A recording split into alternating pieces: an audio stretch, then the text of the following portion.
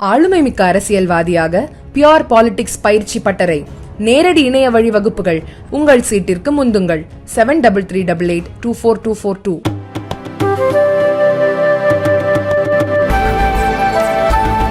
நண்பர்களே அனைவருக்கும் வணக்கம். இன்றைய தினம் மதுரை மாநகராட்சிக்கு உட்பட்ட பகுதிகளில் கடந்த ஒரு 10 நாட்களாக பெய்த மழையால் சாலைகள் மிகப்பெரிய அளவுக்கு பாதிப்புகளை உருவாக்கியிருக்கிறது. அது கடுமையாக மக்களினுடைய போக்குவரத்தை பாதித்திருக்கிறது.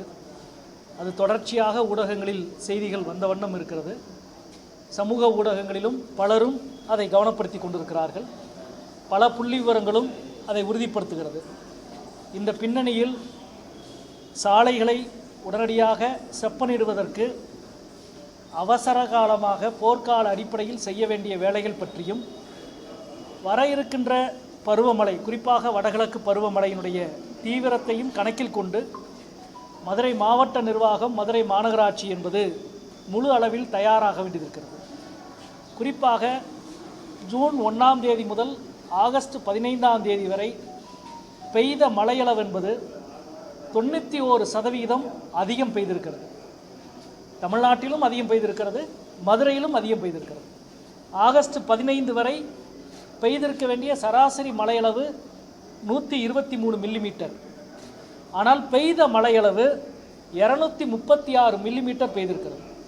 91% அதிக மழைப்பொழிவு என்பது கடந்த 20 நாட்களில் நிகழ்ந்திருக்கிறது. இது நிலைமையை இன்னும் மோசமாக்கியிருக்கிறது. எனவே மக்கள் கடுமையான சிரமத்தை சந்தித்து கொண்டிருக்கிறார்கள். இதை போக்குவதற்கு செய்ய வேண்டிய வேலைகளை பற்றி மதுரை மாநகராட்சியினுடைய ஆணையரை சந்தித்து நானும் துணை மேயர் திரு நாகராஜன் அவர்களும், எங்கள் இயக்க தலைவர்கள் மாவட்ட செயலாளர் தோழர் கணேசன், ரமேஷ், நரசிம்மன் உள்ளிட்ட தலைவர்களும் வந்து சந்தித்தோம். கட்சியின் சார்பில் என்னென்ன பணிகள் முன்னுரிமை கொடுக்கப்பட வேண்டும் என்ற பட்டியலை கொடுத்திருக்கிறோம். அதற்கு பிறகு ஒரு நாடாளுமன்ற உறுப்பினர் என்ற முறையில் முழுமையாக இந்த பணிகள் குறித்து விவாதித்திருக்கிறோம். அதில் எடுக்கப்பட்ட முடிவுகள் என்ற அடிப்படையில் 34 சாலைகளை உடனடியாக சீரமைப்பதற்கான பணிகளை தீவிரப்படுத்தி அதிகபட்சம் ஒரு 10 நாட்களில் நாங்கள் அதை சரி செய்கிறோம் என்று ஆணையர் தரப்பில் சொல்லப்பட்டிருக்கிறது. குறிப்பாக நீங்கள் பார்த்துருப்பீங்க, மதுரை ஜங்ஷன் ரோடு அதிலிருந்து ஆரம்பித்து அதே போல் நியூ ஜெயில் ரோடு, பந்தல்குடி சாலை என்று இவை அனைத்தும் பணிகள் இன்றிலிருந்து ஆரம்பமாக இருக்கிறது. ஒரு பேட்சப் பணிகள் தான். இதெல்லாம் ஒரு 10 நாட்களுக்குள் பிரதானமான 34 சாலைகளில் செப்பனிடுகிற பணிகள் சீரமைக்கப்படும் என்றும், இது போக 127 கிலோமீட்டருக்கான ப்ரொப்போசல்ஸ் மாநில அரசுக்கு அனுப்பப்பட்டிருப்பதையும் அவர் தெரிவித்தார். இதில் ஒரு 3 வகையான பிரச்சனைகளை மதுரை மாநகராட்சி சந்தித்து கொண்டிருக்கிறது. ஒன்று மாநகராட்சியினுடைய சாலைகள், இன்னொன்று தேசிய நெடுஞ்சாலையினுடைய பாலங்கள், இன்னொன்று தேசிய நெடுஞ்சாலையினுடைய சாலை பணிகள். குறிப்பாக மேலமடை அப்புறம் கோரிப்பாளையத்தில் 2 பெரும் பால வேலைகள் நடைகிறது. இந்த 2 பெரும் பாலங்களில் வேலை செய்கிற ஒப்பந்தக்காரர்கள் விதிகளின்படி முறையான சர்வீஸ் ரோடு உள்ளிட்டவைகளை செய்திருக்கிறார்களா என்ற கேள்வி இருக்கிறது. சமூக ஊடகங்களில் பகிரப்படுகிற பல விஷயங்களை அவர்கள் நிறைவேற்றவில்லை என்று சொல்கிறார்கள். எனவே இதற்கு அடுத்து நான் மாவட்ட ஆட்சியரை சந்திக்க இருக்கின்றேன். தேசிய நெடுஞ்சாலைத்துறை, மாவட்ட ஆட்சியரகம், மாநகராட்சியின் 3ம் சேர்ந்த ஒரு கூட்டத்தை கலெக்டர் ஏற்பாடு செய்ய வேண்டும். முறையாக ஆய்வு நடத்த வேண்டும். இல்லை என்றால் ஒரு பக்கம் பாலம் வேலை நடக்குது. ஒரு வளர்ச்சி பணிகளின் பொழுது சிரமம் வரும், அது இயற்கை. ஆனால் வளர்ச்சி பணிகளின் பொழுது செய்ய வேண்டிய வேலைகளை செய்திருப்பதை உறுதி செய்ய வேண்டும். அது நிர்வாகத்தினுடைய பிரதான வேலை. அதில் பிரிட்ஜ் ஒர்க்கில் செய்ய வேண்டிய வேலைகள் செய்யப்பட்டிருக்கிறதா என்ற கேள்வி இருக்கிறது. கடுமையான நெரிசல் தினசரி ஊடகங்களில் பார்க்குறோம். கோரிப்பாளையம் சிக்னலில் மழை பெஞ்சால் 2 மணி நேரம் தண்ணி இடுப்பளவுக்கு நின்றுருக்கு. அப்போ அதுக்கான ஆல்டர்னேட்டிவ் என்ன என்பதை உறுதிப்படுத்த வேண்டிய பொறுப்பு தேசிய நெடுஞ்சாலைத்துறைக்கு இருக்கிறது. அது மாநகராட்சியோடு நேரடியாக இணைந்தது. மாநகராட்சி வேலைகளை செப்பனிடுகிற வேலையை அவர்கள் செய்ய வேண்டியிருக்கிறது. நகரத்தில் இருக்கிற பல முக்கியமான சாலைகள் தேசிய நெடுஞ்சாலையின் கையிலே இருக்கிறது. மாநகராட்சி அதிலே பணியாற்றி கொண்டிருக்கிறது. இப்படி 2-3 சிக்கல்களும் இதுக்குள் இருக்கிறது. அதற்கான தீர்வும் காண வேண்டியிருக்கிறது. அதை மாவட்ட ஆட்சியரோடும் பேசி அதையும் முறைப்படுத்தி ஒருமைப்படுத்த வேண்டும் என்பதை நாங்கள் திட்டமிட்டிருக்கின்றோம். அதே போல் மதுரை பழங்கானத்திலே இருந்து திருநகர் வரைக்குமான ஹைவே ஒர்க், தேசிய நெடுஞ்சாலை வேலைகள், சாலை விரிவுபடுத்துகிற வேலைகள் நடந்து கொண்டிருக்கிறது. அது திட்டமிடப்பட்ட காலத்தை தாண்டி கொண்டிருக்கிறது. எனவே அதையும் முறைப்படுத்த வேண்டும். குறிப்பாக இப்பொழுது மழைக்கால வடகிழக்கு பருவமழை தீவிரமாக வர இருக்கிற நேரத்தில் செய்ய வேண்டிய வேலைகள் மக்களின் சிரமத்தை தவிர்க்க எதெல்லாம் செய்ய வேண்டுமோ அவையெல்லாம் செய்வதை உறுதிப்படுத்த வேண்டும் என்று சொல்லியிருக்கிறோம். குறிப்பாக இந்த காலங்களில் விபத்துக்களினுடைய எண்ணிக்கை அதிகரித்திருக்கிறது.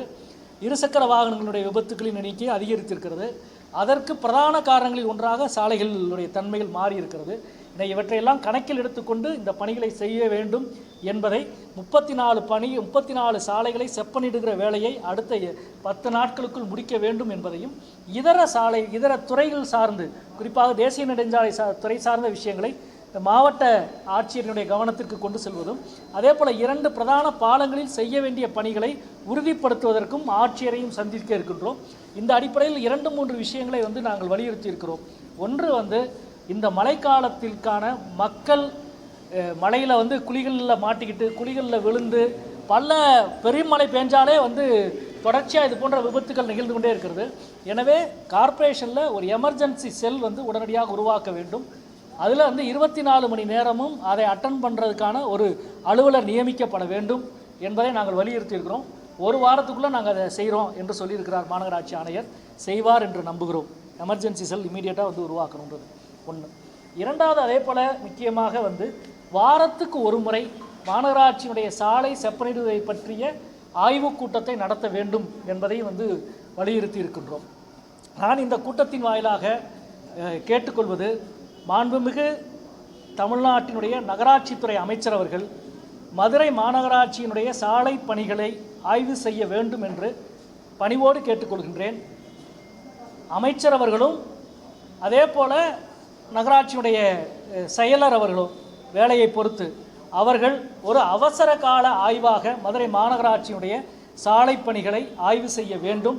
அப்படி ஆய்வு செய்கிற பொழுதுதான் இதனுடைய தேவை என்ன என்பதை மாநில அரசின் கவனத்துக்கு கொண்டு செல்ல வேண்டும். எனவே மாண்புமிகு நகராட்சித்துறை அமைச்சர் அவர்கள் மதுரை மாநகராட்சியின் சாலை பணிகளை பருவகால வடகிழக்கு பருவமழை துவங்குவதற்கு முன்பு ஆய்வு செய்ய வேண்டும் என்பதை நான் இந்த நேரத்தில் உங்களின் வாயிலாக நான் கேட்டுக்கொள்கின்றேன். நண்பர்களே,